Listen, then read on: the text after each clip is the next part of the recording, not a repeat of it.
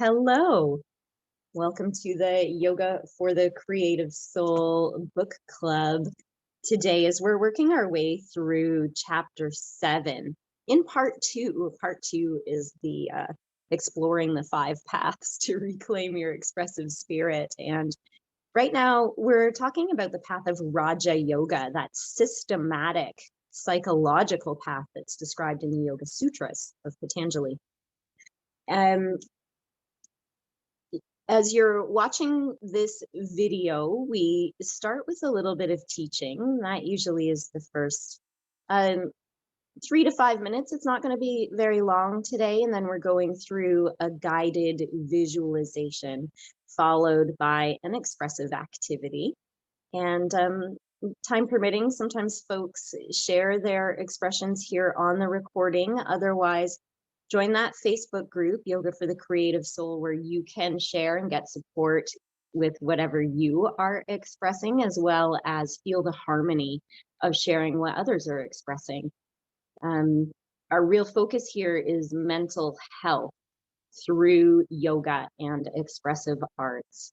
Yoga, 5,000 or more year old tradition that originated in India. It predates religion, but you could think of it as a technology of spirituality.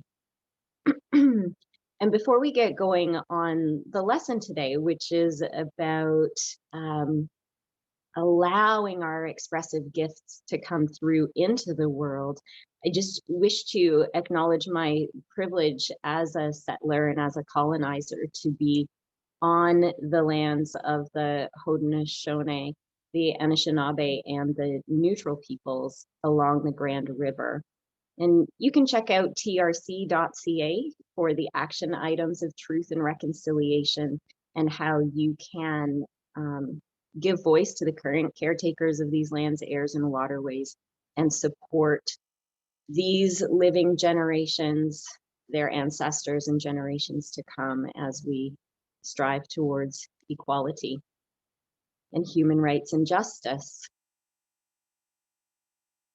Today, I want to acknowledge what was going on right before the recording started. And by the way, the link's in the description below. If you ever want to join us Wednesdays at 12:30 Eastern, please do hop in. The discussion before the video starts is really rich and nourishing. And as we were talking today, sharing some ideas about creating at inconvenient times, such as the middle of the night, and how do we care for ourselves, and how are we affected by others and their lifestyle choices, as well as how and why are we choosing the lifestyle strategies that we are choosing? How do we applaud ourselves for that? Someone noted that out of the Bhagavad Gita, which, yes, it is a text of Hinduism, but it's an excerpt actually from an epic poem called the Mahabharata. You can find academic translations if you're looking for a less religious translation, but the points of the Bhagavad Gita, or one of the key points it makes, is that each of us has a sacred duty, a dharma, a reason we exist, things that only we can bring to the world. And, someone in the group made the point that we do have a duty to bring our best gifts to the world. And that's some of what we're talking about today. We're talking about it in the context of the 8 limbs of yoga, and talking about it in the context of the 8 limbs of yoga. And we have been in recent weeks working through those first 2 limbs: restraining harm, yama, and observing health, or purity or truth, niyama. So think about this. If we don't allow our creative gifts to come forth, if we have an impulse to sing a little song, or not tinkle on the piano, that's not quite what I mean, tickle those ivories, or change our locomotive pattern as we move around the room, or make a little puppet show, it could be anything.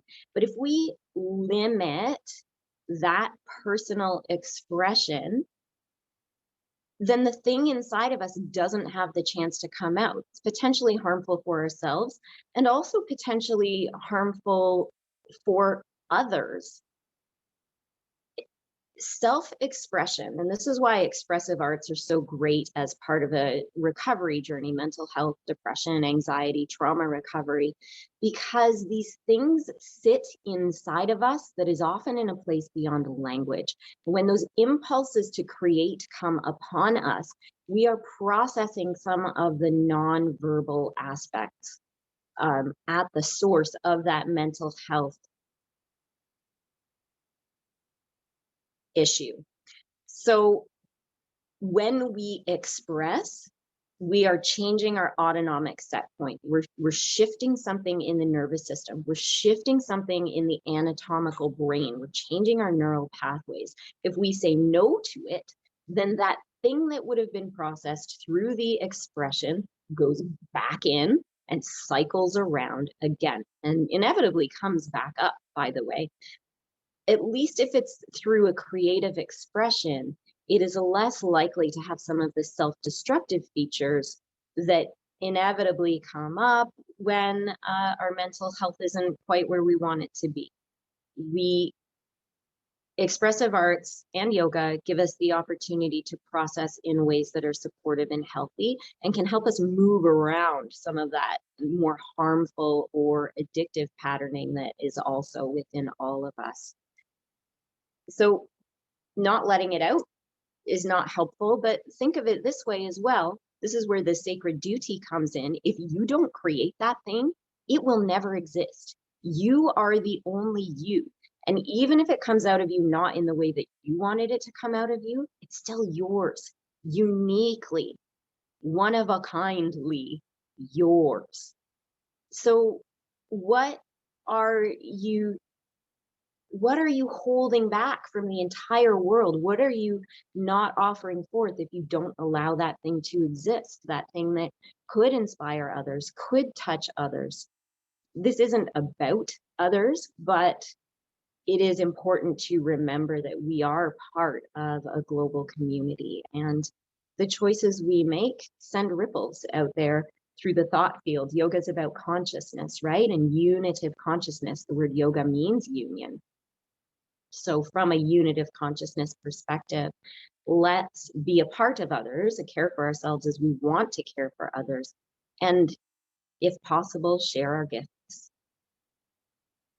Then from the niyama, the observing health and purity perspective, that second limb, when we do express ourselves, it can help us balance the nervous system, like I spoke of, balance the psychology, balance something that was tumultuous within us, give us a bit more opportunity to settle and even to understand, because it does give voice, some kind of creative voice, to that which is held within us, that which might be silenced, that which might be beyond the power of language as well. Kind of a side note, but maybe it'll be kind of pretty, maybe it'll be kind of fun, maybe it will continue to inspire and motivate you. So the potential for health there is a big one. And then in the yogic perspective, that which is authentic is of the true self, the soul, or different people will have a different language or concept for this, but it is our inner truth, and that is important to understand ourselves. The opportunity to understand ourselves through an expressive activity is an important one.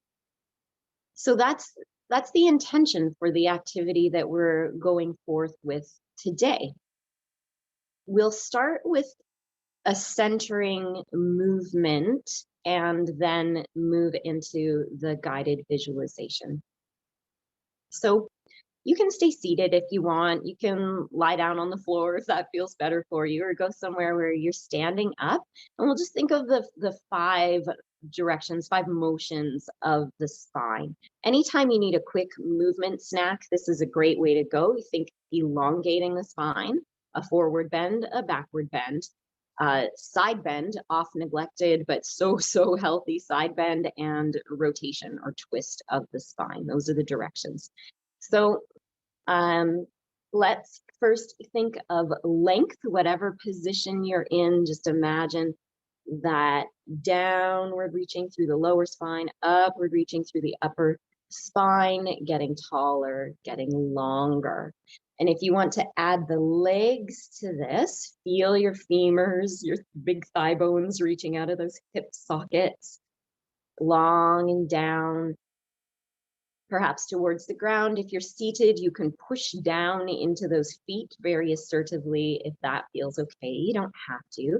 And the upward lift of the spine, letting the natural curve of the spine be there. We're not trying to straighten it out in unnatural ways, but feeling the sweep of the spine and reaching the arms overhead, but not scrunching up those shoulders. No, because the neck is part of the spine there, feeling length in the neck, feeling a reach out the top of the head, just getting taller, taller, taller.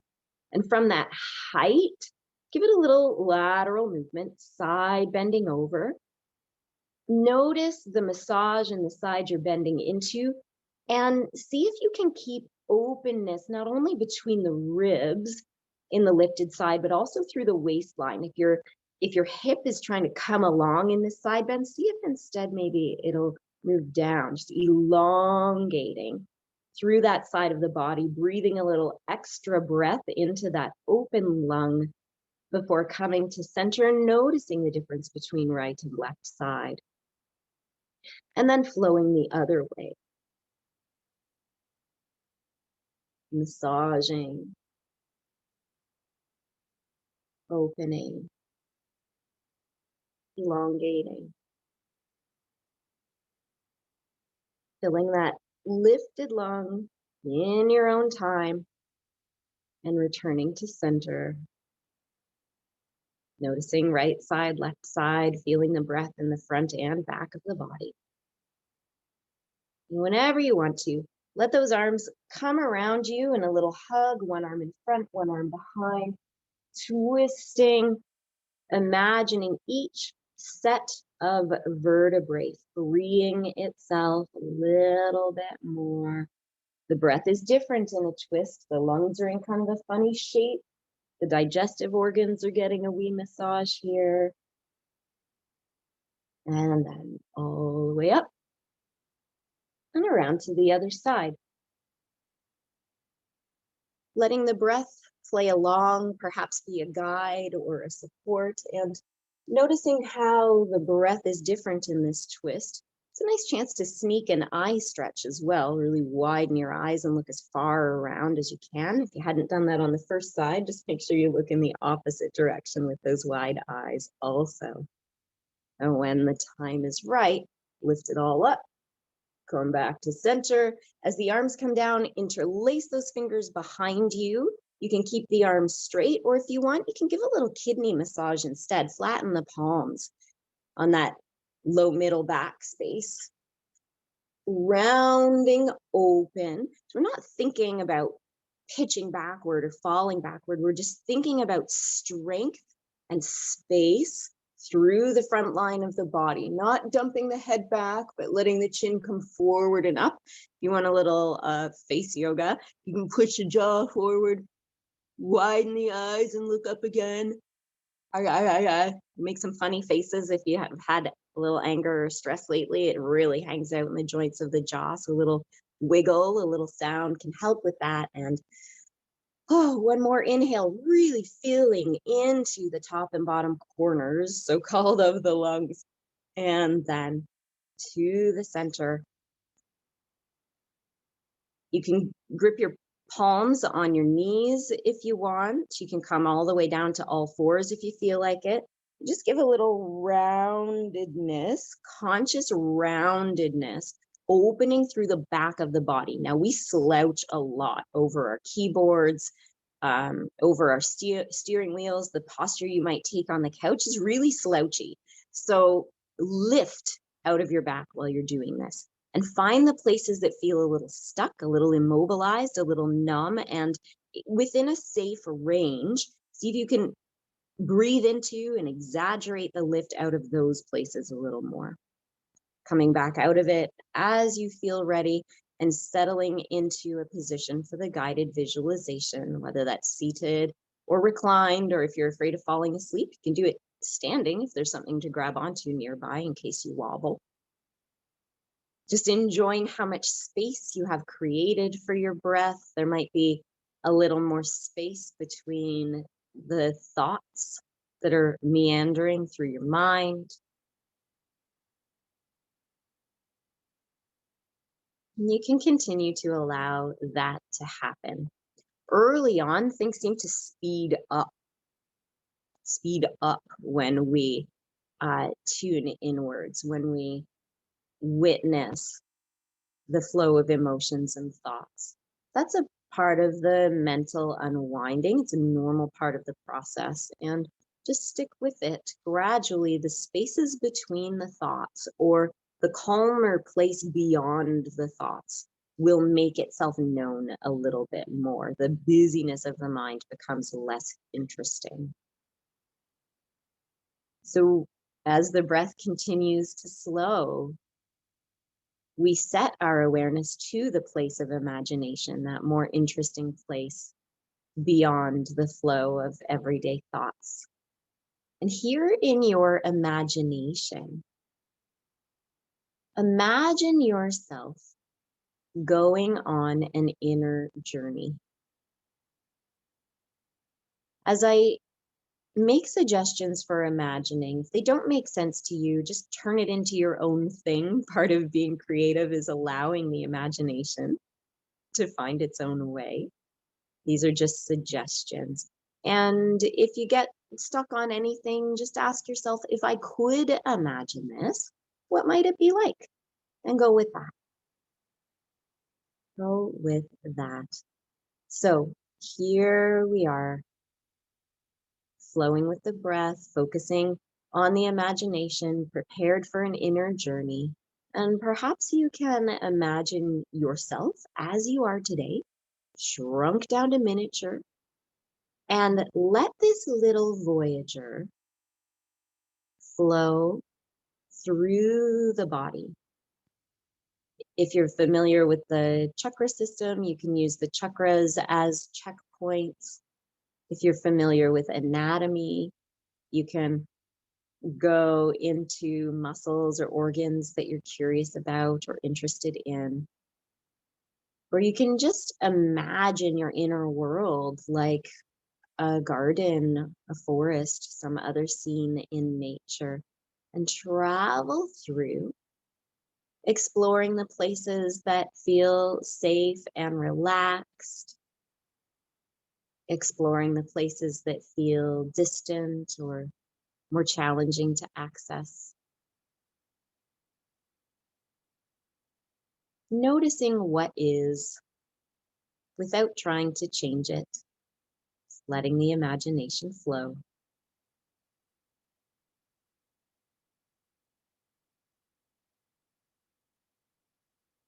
And sometimes when we go on these inner journeys, we discover other parts of ourselves. And they might show up as tiny people, archetypes or symbols. They might just show up as a felt sense, as a color, as a constriction or a freedom. What we're going to do now is become intentional about this journey. And we're going to look for a part of ourselves that carries creative impulse, a part of ourselves that wants to sing, dance, write, paint, part of ourselves that wants to express, to make.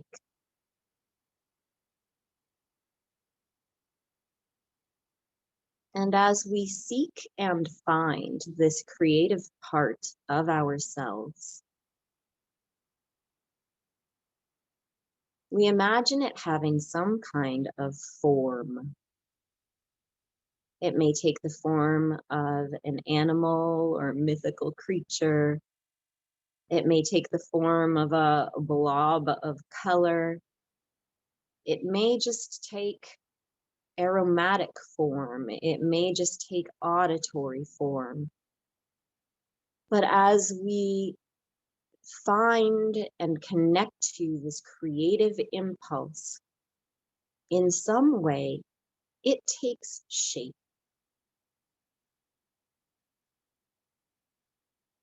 And here in your imagination, where there is no right or wrong, imagine this shape as separate from yourself. Here in this creative space where all is possible, imagine yourself as you are today,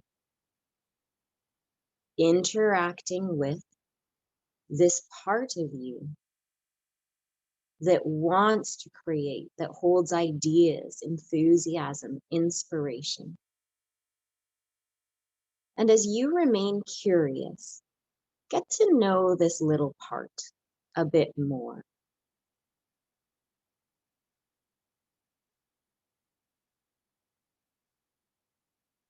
This might be a good time to transition to expressive arts, to in some way conveying this part. And you can do that as a psychodrama, having a conversation right there in the room where you are, where you play both parts, letting the creative impulse express what it needs to, and then answering it. You can do that as a dialogue on the written page or through a descriptive paragraph. You can just move as the creative impulse might move, and then respond to that movement with your own.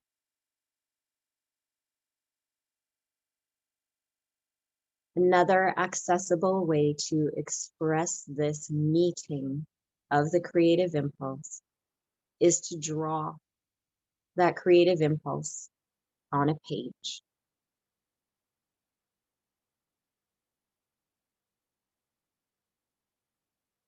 This drawing might come out as you drawing an animal. That creative impulse might just be color and shape. We don't judge what comes out of us. That's counter to our purposes. Remember, what comes out of you, only you could have done. That is beautiful. That is worthy. But as you get to know this creative impulse through the expression, ask it, creative impulse, when you arise, when you ask to do something, when you want to create, and I don't let you, I choose something else instead, what happens? And notice if a feeling, an emotion arises, or a felt sense in the body. Does a certain location in your physical self respond? Is there a phrase in your mind?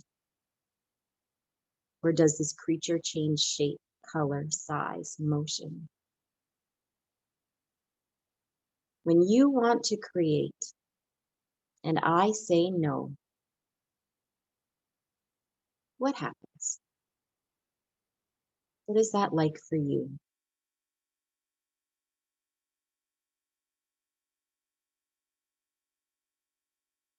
And we'll take our time here as a group expressing this.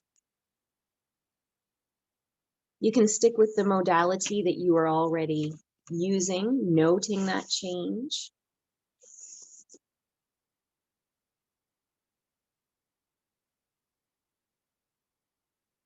Or you can engage with a different medium. In whatever way is possible for you today, whatever is accessible right now.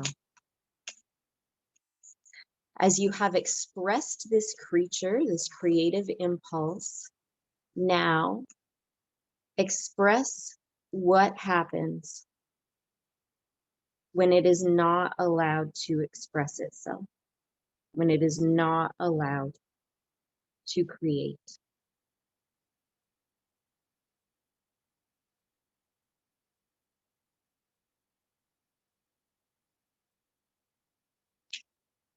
And if you're watching the recording, you can pause the video and take as much time as you want with this. As always, when we're engaged with our expressive arts, the request is to have just a bit of our mindful self, our Vijnanamaya Kosha, our witness, our observer, engaged. So we're noticing the breath, we're noticing sensations moving through the body, and we're trusting what comes out of us. Freedom of expression, non-judgmental observation. What happens when you wish to create and I tell you no?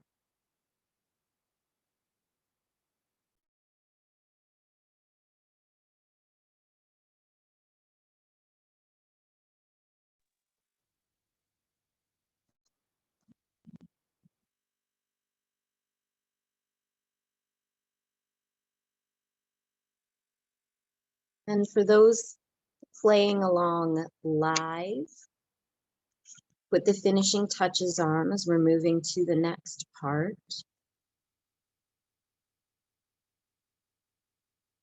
Feeling your relationship to this true self, this creative soul.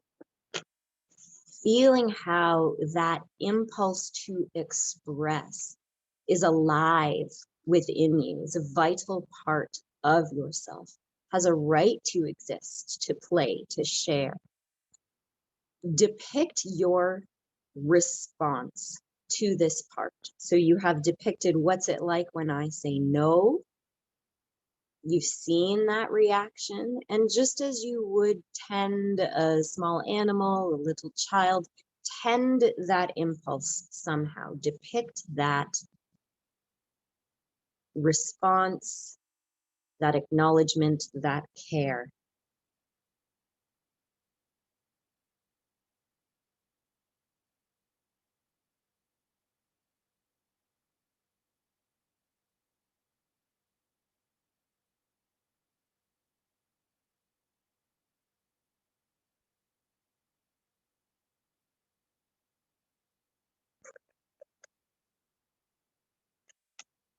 Continuing to notice your breath, the messages from your body, impulses, desires, memories.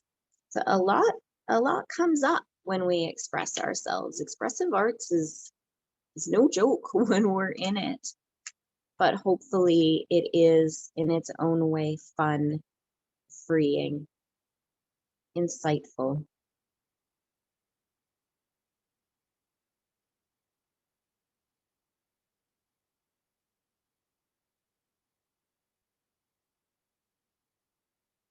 And while you are playing along with that, I'll share my expression. Again, for those of you in the video, pause the video for as long as you want to. Share that response to the part of you that wants to create. So what I had was like, it was just a little creature. I drew it like a teddy bear. It was like some cartoon creature that maybe I've never seen before. And it's kind of fluffy, it's soft, it's tender, and is crying. It's crying because it wants to say something and I'm ignoring it. So my response to that little creature was to give it kindness, give it a smile. And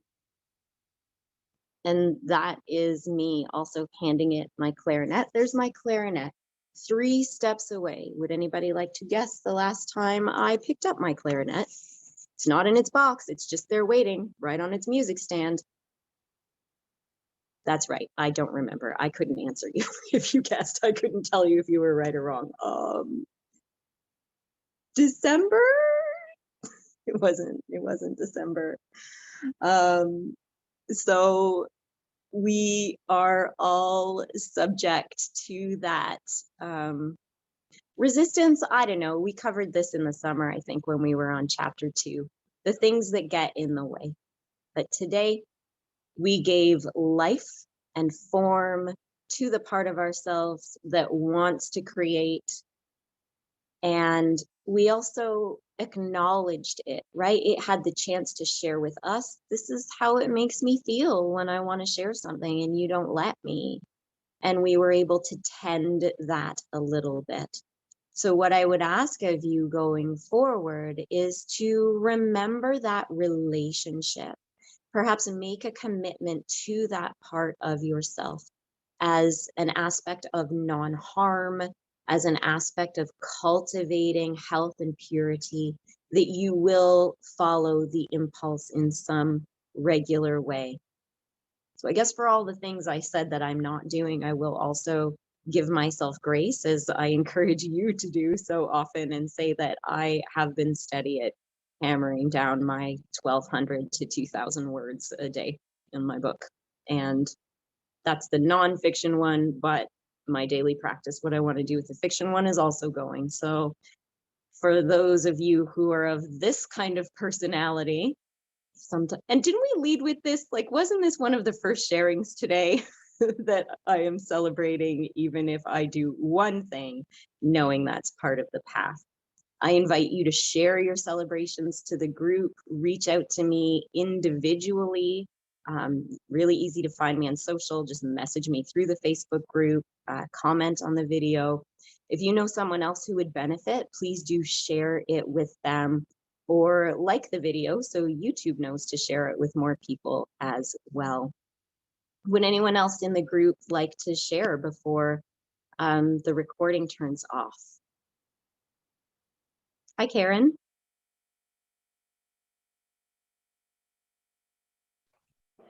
Hi. So my image that came to me for creativity was a spark. And then when I couldn't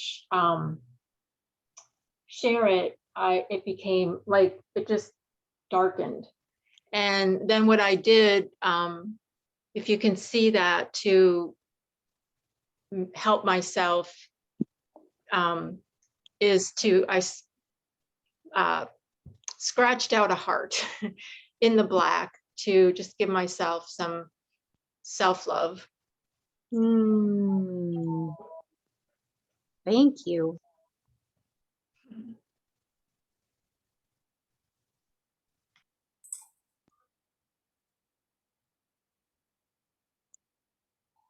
Last call. Anybody else? I'll share. Yeah, great. So what came up for me when you first started talking about holding in your creativity, I had such immediate tightness in my chest and heart chakra area. So the only thing the image that came to my mind was like a balloon that was being really squeezed. And so I didn't really quite finish it, but that was kind of, it was so strong. It was crazy. And then when we talked about, honoring that creativity, it was kind of like then the balloon exploded and, the belt went away and I was kind of free. So that's what image appeared to me. That's so fun. This is some of why it's so important to share, right? Because of the uniqueness. Only you could have come up with that. Thank you, Sue. You're welcome. Yeah. Clarence, are you coming in? Well, I thought Kate was. I did too. But because you can't fidget, Kate, when I make a call. You're like a speed skater at the start. Just don't even twitch. Yeah. All right. So Kate's thanks, but no thanks. Okay, And I'll share. I'll share. I'll share that. I think I was about just dropping off to sleep and was good to move, so I was able to capture that dark was the urge to create, and then I tried to erase it to show that it was a no, and then this color, and this was the color all around it, to try and gather it in and to hold it. And then it kind of became like 2 or 3 bunnies or something. it's so cool. Yeah, again, like a very different reflection and manifestation. So whoever's playing along at home, however you did this, let it be yours. We want to see it in the group. Please do share, help us stay motivated and inspired as well. Thanks to everyone who has tuned into this video, and thanks to everyone who is here today. And I look forward to seeing you here on YouTube or Wednesday at 12:30 Eastern. Thank you. Thank you.